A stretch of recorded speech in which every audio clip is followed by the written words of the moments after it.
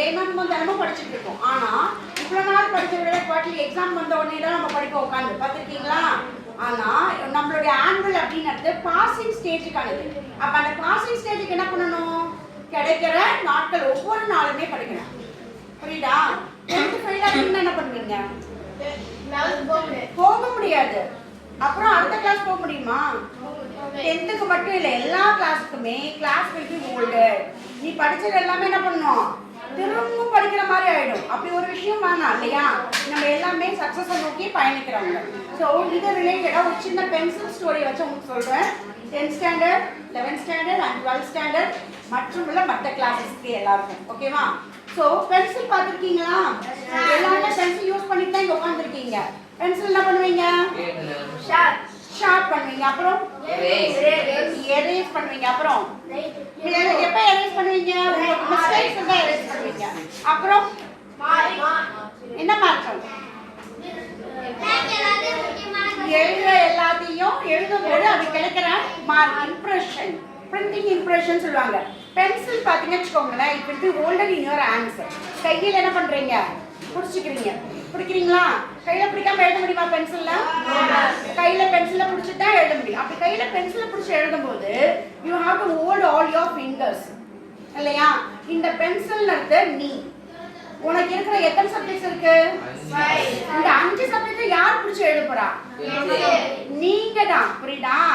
நான் சொல்றது pencil. Pencil தான் எழுத போகுது. இந்த 5 சப்ஜெக்ட் 5 ஃபிங்கர்ஸும் சேர்ந்து என்ன பண்றீங்க? going to hold your pencil. இந்த பென்சிலை ஹோல்ட் பண்ணும்போது ஒன்று என்ன பண்ணிருக்கணும்? நீ ஷார்ப் பண்ணிருக்கணும். அப்ப நீ என்ன பண்ணணும்? படிச்சிருக்கணும். you have to update your knowledge. update your knowledge என்ன அர்த்தம்? படிச்சதெல்லாம் திரும்ப திரும்ப சொல்லி பார்க்கணும். உன்னுடைய மெமரியில படிச்சது எந்த அளவுக்கு இருக்கு அப்படிங்கறத என்ன பண்ணணும்?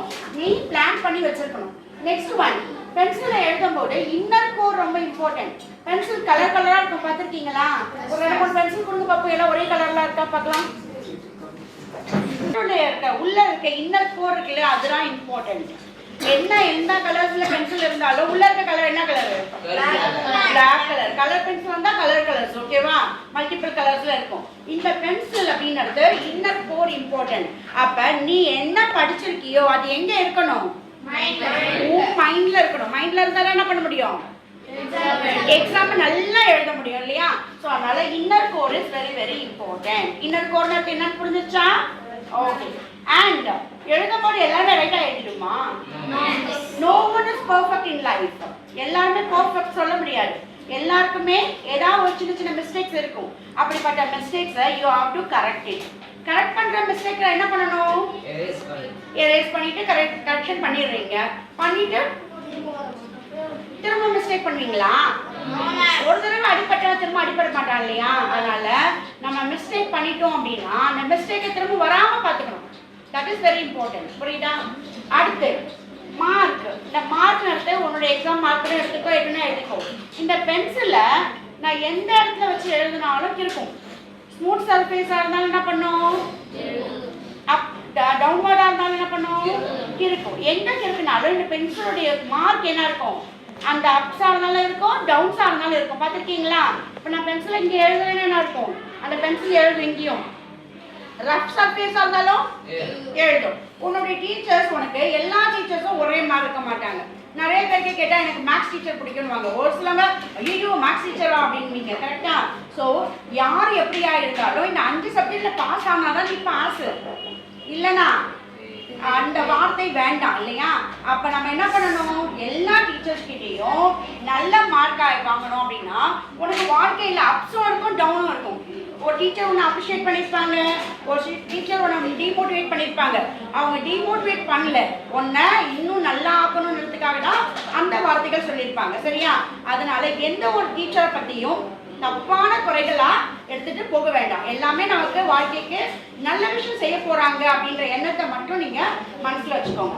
அடுத்து already I told you sharp your pencil. Pencil அழகா எழுதணும் என்ன பண்ணணும்? ஷார்ப் பண்ணணும். அப்படி ஷார்ப் பண்ணணும் அப்படின்னா என்ன பண்ணணும்? எதுக்காக ஷார்ப் பண்றோம்? எழுதும் போது உன் ஹேண்ட் ரைட்டிங் அழகா இருக்கணும். இப்படிதான் அப்டேட்டிங் லைஃப்ல வாழ்க்கையில நிறைய விஷயங்கள் என்ன பண்ணுது, புதுசு புதுசா வந்துட்டு இருக்கு. அப்ப என்ன பண்ணணும், நீங்க நல்லா படிக்கணும். படிச்சது எல்லாமே எங்க இருக்கணும், அதுக்காக டைரக்டா இங்க ஓட்ட போட்டிக்கு வச்சுக்க முடியுமா, கிடையாது. நீங்க படிக்கணும். லைஃப்ல நம்ம படிச்சா மட்டும்தான். அப்ப ஷார்ப்னிங் யுவர் பிரெயின் அப்படி ஷார்ப்னிங் யுவர் பென்சில் அப்படிங்கிறது எதை குறிக்குது, நம்ம நல்லா படிக்கிற விஷயங்கள் எல்லாமே எங்க வச்சுக்கணும், உன்னுடைய மைண்ட் ஸ்டோரேஜ்ல வச்சுக்கணும். Next one is holding hands. ஒன்னு இந்த அளவுக்கு 10th ஸ்டாண்டர்ட் அளவுக்கு கொண்டுட்டு வந்து இங்க உட்கார வச்சிருக்காங்க நிறைய பேர் பேரண்ட்ஸ் இல்லையா. அப்ப அவங்க கிட்ட எல்லாம் என்ன பண்ணணும், பிளஸிங் தான் நீ வாங்கிக்கணுமே தவிர அவங்க கிட்ட திட்டு வாங்கிக்க கூடாது. அப்ப நீ என்ன பண்ணணும், வீட்லயும் படிக்கணும். நீ படிக்கிறியா இல்லைன்னு தெரியுமா, டியூஷன் வந்துட்டீங்களாலோ ஸ்கூல் போயிருக்கீங்களோ அங்க படிச்சிட மாட்டீங்க. அதையும் தாண்டி என்ன பண்ணணும், வீட்ல பேரண்ட்ஸ் மேல உட்காந்து படிக்கணும். பேரண்ட்ஸ் உங்ககிட்ட மேக்ஸிமம் என்ன எதிர்பார்ப்பாங்க சொல்லுங்க பாப்போம். அதுதான், வேற ஏதாவது எதிர்பார்க்குறாங்களா? அப்ப இந்த பென்சில் எப்படி கையில பிடிக்கும் போது ஹோல்ட் ஆகிறதுக்கு இந்த 2 விரல் ரொம்ப இம்பார்ட்டன்ட். அதுக்கப்புறம் மீதி இருக்கலாம். அதே மாதிரி தான் உங்க parents, teachers, all your subject teachers, புரியுதா? And maybe your friends also. கட்டாயமா உங்க ஃப்ரெண்ட்ஸ் நல்ல மோட்டிவேட் பண்ற ஃப்ரெண்ட்ஸ் இருக்கு. உங்களை படிக்க வைக்கணும் அப்படின்னு நினைச்சு என்ன பண்ணிருக்கலாம், கூட சேர்ந்து படிக்க வச்சிருக்கலாம், குரூப் ஸ்டடி பண்ணியிருக்கலாம். ஸோ அந்த மாதிரி இருக்கும் போது அவங்க எல்லாரும் சேர்ந்து தான் இந்த ஹோல்டிங் ஹேண்ட்ஸ்ல வராங்க.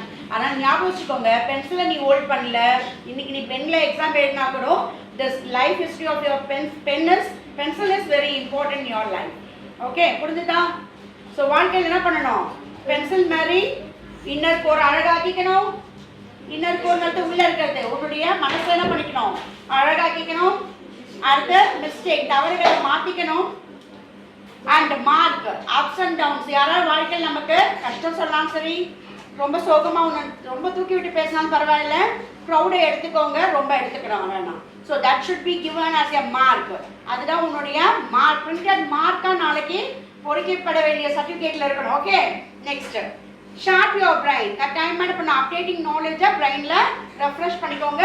அண்ட் ஹோல்டிங் ஹேண்ட்ஸ், உங்க பேரண்ட்ஸ், உங்க டீச்சர்ஸ் எல்லார்கிட்டையும் பிளஸிங்கெல்லாம் வாங்கிக்கணுமே தவிர கர்ஸை வாங்கிக்க கூடாது. All the best very everyone. Thank you.